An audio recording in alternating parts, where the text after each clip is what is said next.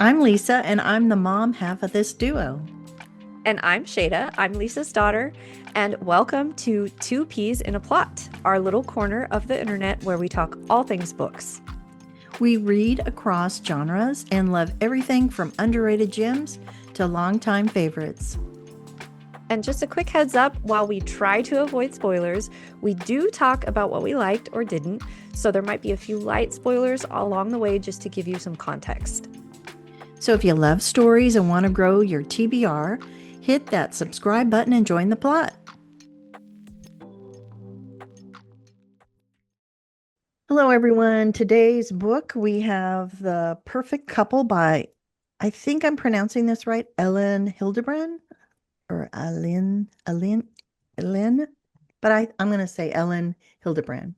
This book was published in 2018, and this was a book club pick from my book club that I attend.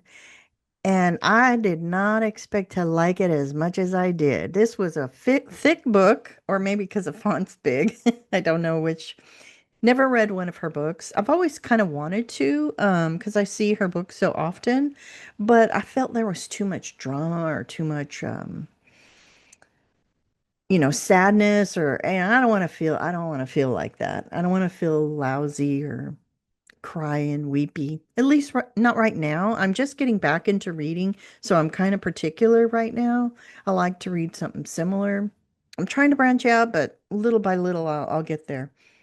I have to I have a bone to pick with you about Okay. not a bad one, but the way you said I'm just getting back into reading. Let me lay this out Oh, for listeners. You just getting back into reading means that you're ramping up to like a book or two a week versus one or two a month. So I would yeah. still say that's a pretty solid clip, solid pace. So I totally understand what you mean Yeah. too. But yeah, I think there are some people when they say like I'm just getting back into reading, they haven't read anything in years. You read quite a lot, even on your like lower volume periods. So just want to throw that out there. I You did. read a I lot. You read I a lot, do. I met but I my think Go ahead.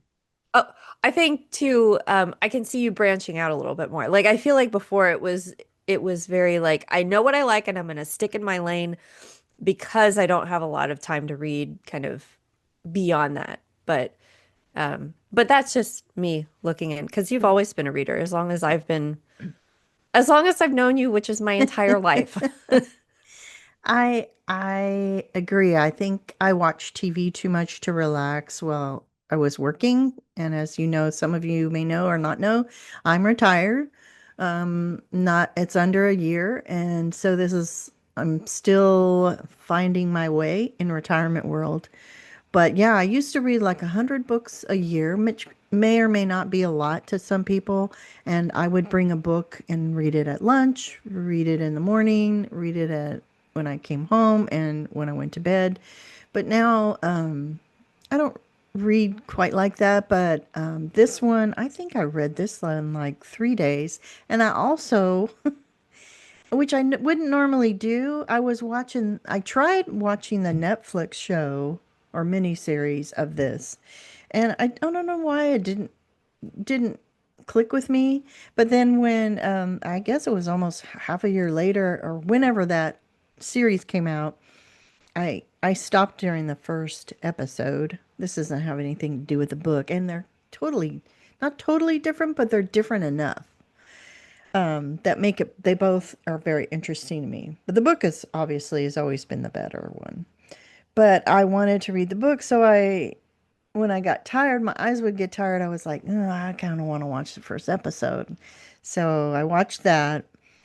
Anyway, I did both almost simultaneously and loved both. I was surprised that I even really liked the mini series, but it ended different than somewhat of the book. But the book obviously was great. It I obviously enjoyed it because it appeared that it was a murder mystery too. But you'll just have to read the book and watch the miniseries to find out if that's true or not. But both very different, I think, that lead to how they made the outcome of what I just said. So, well, But, let me ask you this, because uh-huh. I don't think we got a little summary yet, so I have no idea what's going on in No. this book. But I'm just so thrilled and I don't want to give anything away, so I'm not telling y'all okay, anything. well, we'll just leave it at that then. Yeah. Well, let me ask you though, do you think that the mini series goes differently because, like, you know how some things are hard to translate from book to screen? Yeah. Is it one of those things, or do you think it was just a creative, like, oh, well, let's reimagine the story a little bit for television? Like, I is think it a, sorry, is it a craft thing, or is it a like a creative thing? I want to say it was both. And because this was done in 2018, and then I think the series came out last year. I can't remember now, but maybe updated it somewhat or changed it just so you would want to watch the miniseries.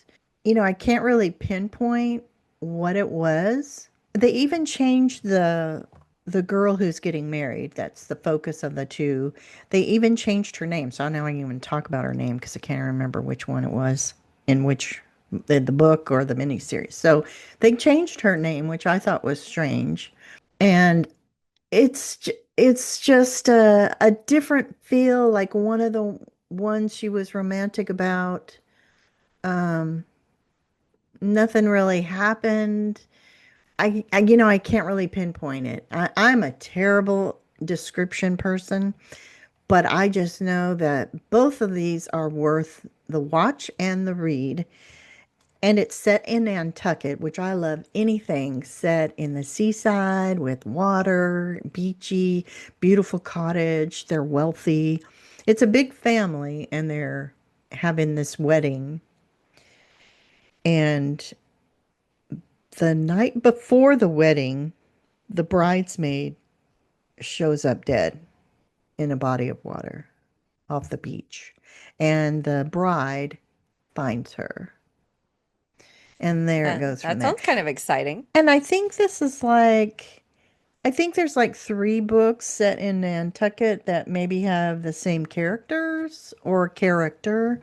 Maybe the chief of police, I'm not sure. But I think this can be read as a standalone, and obviously this is a lovely summer read, but you could read it at any time too. If you're not one of those seasonal readers. Sometimes I am, sometimes I'm not. It just depends if I want a real big getaway and it's really, really hot. I may want to have a book that's set in the winter. Oh yeah, I was Snow. gonna say, like, I'm like an anti-seasonal reader because it's just so hot here. Yeah. It's nice to read something that kind of, well, and in our house we keep the AC pretty low, so it's easy to kind of pretend like if you stop moving around and you get kind of cold and you get kind of bundled up because it's like in triple digits outside. Yeah, I'm not really a seasonal reader either, but yeah, if I usually I trend to, like, if I'm going to read something seasonal, it's going to be set in fall or winter. Yeah. No matter what the season actually is. I don't usually go the opposite way and read like specifically summer reads, Mm-hmm. but I think that's also just the nature of the books that I usually like to read, Right. which is like epic fantasy, sci-fi. So it's not, you're not going to get a beach read epic fantasy. Although, like with Legends and Lattes, which was so cute and so It was cozy, cute. I could see a very, very niche market for like a cozy fantasy beach read. Mm-hmm. Actually, this is neither here nor there, but there's a book, I think by Sarah Beth Durst, who is one of those authors who she writes mainly fantasy, but she writes kind of like a wide range of genres and subgenres in fantasy. And this is a cozy fantasy that takes place on an island. So there is Oh. an element of beachy beachiness, and I think it's called the Spell Shop. I've heard of that. Yeah, the Spell Shop came out in 2024, and the Enchanted Greenhouse, which I don't know if it's a direct sequel or if it's a companion or if it has the same characters, but that comes out in 2025. So, uh, so I stand potentially corrected. There is a cozy fantasy beach read, but yeah, I just went way off script there. No, I again, I, like you had said, when I was reading a specific type of book, just to take me away from, just for relaxation. I use reading to relax a lot, and just to get away from the dramas of work life in particular. And so, anyway, I'm branching out more. I don't necessarily need to read the season, but I can, if I was younger and I was going to the beach, I'm not getting in a swimsuit nowadays, but if I am, they're going to have shorts and a shirt over it.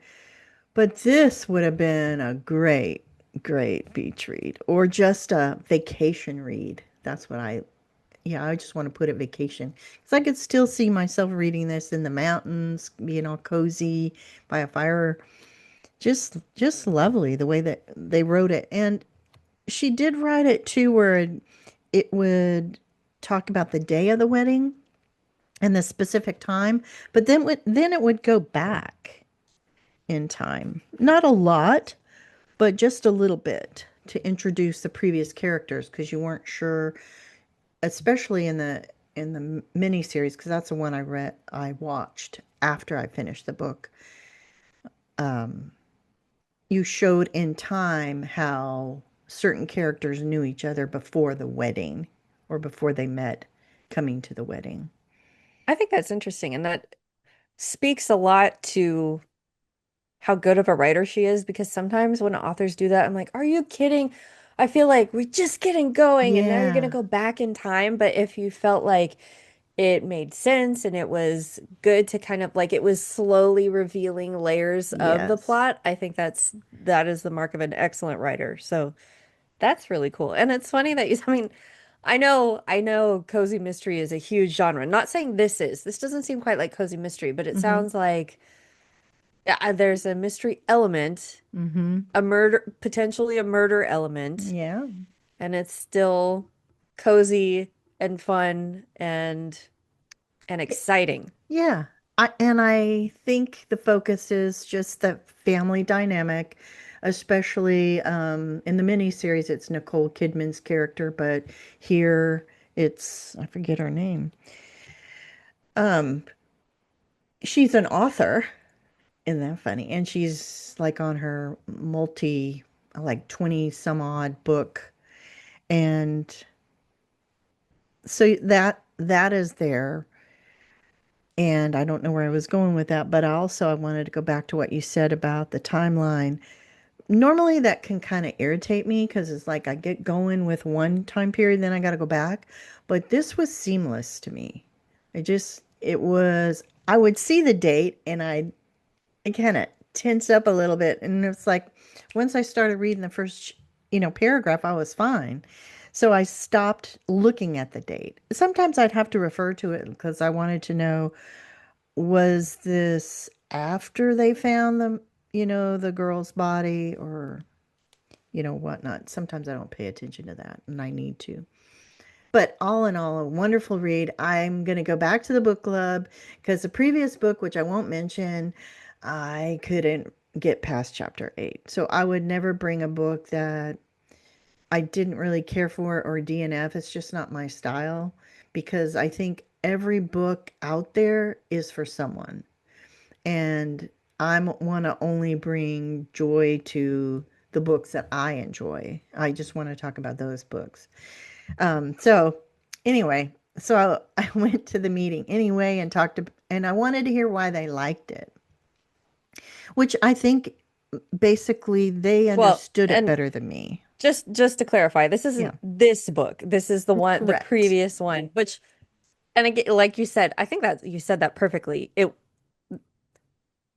every book has an audience, and this Mhm. one just wasn't for you. The previous one just The wasn't for you. previous book, yeah, which we're not going to name because Like I, Voldemort. I don't know. That sounds so dramatic. oh, yeah, that's right. I mean, that's where I get it, in the The back of my book that head. shall not be named. I don't Yeah. think it's just it was like a hard sci-fi book that Yeah. was It was yeah. really technical and I just don't have that I do have a lot of time. Don't get me wrong. I don't want to work at it. I've gone to college, I've gone to work, had a big career. I don't want to delve into something like that as much. But the other people truly enjoyed it, and I can see why they did.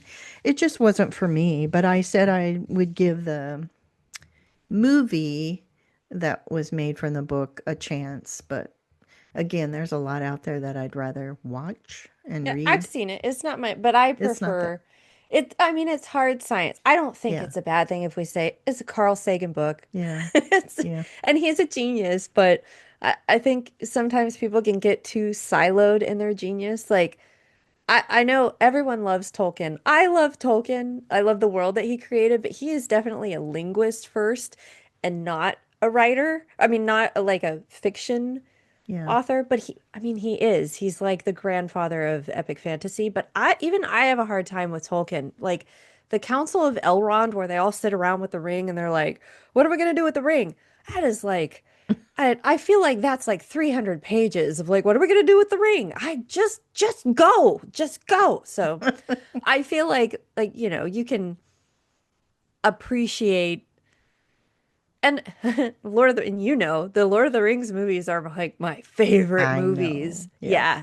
Yeah, we made you my little brother and I made our mama watch finally watch them.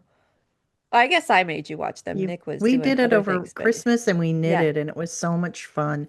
I Yes. thoroughly enjoyed. That's why I'm saying don't pin down something you think you don't like because every time my kids would watch that stuff, all it was I saw was war, You war, only war, saw the war. battles and Yeah, you're the like, this is all battles. just fighting. I'm like, you're missing every like the as they go on, yes, there are more battles, but the first movie doesn't have like it doesn't have any battles in it. I It w didn't have as many as I thought. It's just yeah. every time I turned around, the kids were watching it. It was a battle, and I was like, I Yeah. don't want to watch that kind of It was stuff. so epic though. Oh, but it was so good. I don't know how many we watched, but I was off for I think 2 weeks because I would take 2 weeks off at Yeah. Christmas because my job, I'm extremely busy during the summer and I would rarely take off any time. So I would take a full 2 weeks off at Christmas. Yeah, we Mm. watched all three, but we Yeah. didn't just watch the theatrical editions. We watched the extended editions, and Oh. they're already long movies. So they're like 2.5, approaching 3 hours each. Hmm. And I think the extended editions make all of them about 3 hours. So that's 9 hours of It was good. Lord of the And Rings. we knitted a lot. We Yes, knitted we did. We made scarves. many scarves Yeah. that winter. It was But fun. It was cozy. It was a lovely Christmas time with my daughter. I don't know where Nick was. I I feel like he was there. He just wasn't. Maybe he was Oh, in maybe he college. could have been. No, Oh, I yeah, don't think he was in he college. wasn't. No, You, because we're getting old now. I'm like, yeah. no, he probably just wasn't that interested in it He, because yeah. we grew up watching it all the time, and I'm sure he'd seen it a million times before, and he's like, no, you guys have fun with that. But, well, that was again a huge tangent, but my point was, I, I, I have very little patience with Tolkien on the page, and I feel like as a fantasy author, that is like a primal sin of my writing soul, but I love those movies. And maybe with this Carl Sagan novel, maybe you'll enjoy the movie. Yeah. It's a little bit too hard sci-fi for me. I prefer Star Wars if we're going to do sci-fi. Hmm. I prefer hand wavy, not rooted in science at all, space magic. Yeah. But you may enjoy it. I mean, it's not a bad, it's a good movie. It's just it wasn't one of my. It didn't make a huge impression on me, but maybe I'll like it. Yeah, I don't know why I even brought that up, but I like going to the book club because it introduces books that I wouldn't normally have picked up. Not saying I don't like them. The the book before the Carl Sagan was Green Lights in the book club, and I didn't expect to enjoy it, and I really did. I'm not going to review it. Kind of before we started our two peas in a plot, and I didn't want to go back and try to remember things about the book, but it was good. So I, that's what we hope this channel brings people, just to try a different book, and that's why we're kind of doing one book at a time.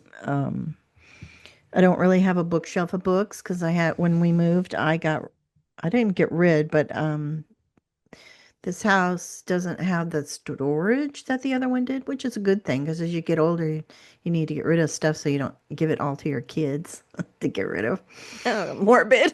But now I have a basket of books, and so I'm slowly probably gonna have to buy a bookshelf. We'll have to see, or I give them to Shada so she can read them later, and she stores them in her bookshelves.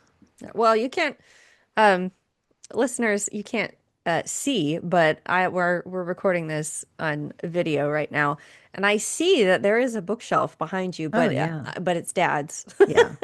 But you It's can appropriate some space in there, I think. it's shared, yeah. Yes. It Yeah, we moved about 2 years ago, and this one room, we have less rooms. It's a little It's a bit bigger house, but bigger with house, but we wanted a one story because we're yeah. both getting older, and this one office is going to be both of ours, where I had my own office in the other house. So It was it's, my old bedroom. yeah, Your office in it the was other house. lovely. And I had a bed in there. I had a chair that our previous German Shepherd would lay on. She was older, and she would watch me work when I was able to work at home. So, and I know we're going off tangent here, talking about all these things, but all in all, this was a wonderful read. Um, and if you have any suggestions of other Ellen Hildebrand books that you think I'd enjoy, let me know in the comments. I just really liked it. Anyway, we appreciate you hanging out with us. Thanks for being here and talking books with us. And if you love stories and want to grow your TBR, hit that subscribe button and join the plot with us.